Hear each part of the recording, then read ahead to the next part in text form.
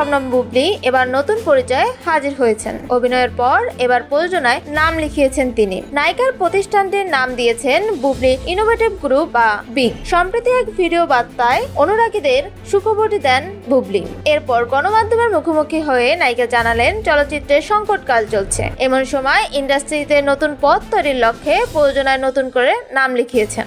বুবলির কথায়, এই অধ্যায়টা আমার জন্য একদম নতুন নয়, আমি থেমে যেতে আসিনি, একদম সুদূর প্রসারী পরিকল্পনা, শতভাগ এফোর্ট দিয়ে ধারাবাহিকতা বজায় রেখে কাজ করব, কোয়ালিটির সঙ্গে কখনো আপোষ করব না, যেন সবাই বিগ প্রোডাকশনের কাজ নিয়ে প্রশংসা করে, সে প্রচেষ্টাই থাকবে। বুবলি বলেন, একজন শিল্পী হিসেবে যে ভালোবাসাটা পেয়েছি, প্রযোজক হিসেবেও সেটা পেতে চাই। কোয়ালিটিফুল কাজ দিয়ে ইন্ডাস্ট্রিতে নতুন পথ তৈরির চেষ্টা করছি, যেখানে নতুন পুরনো সবাই কাজ করতে পারবে, কাজের সুযোগের অভাবটাও ঘোচাতে চাই। বুবলি এও বলেন, এটা সবার জন্য উন্মুক্ত।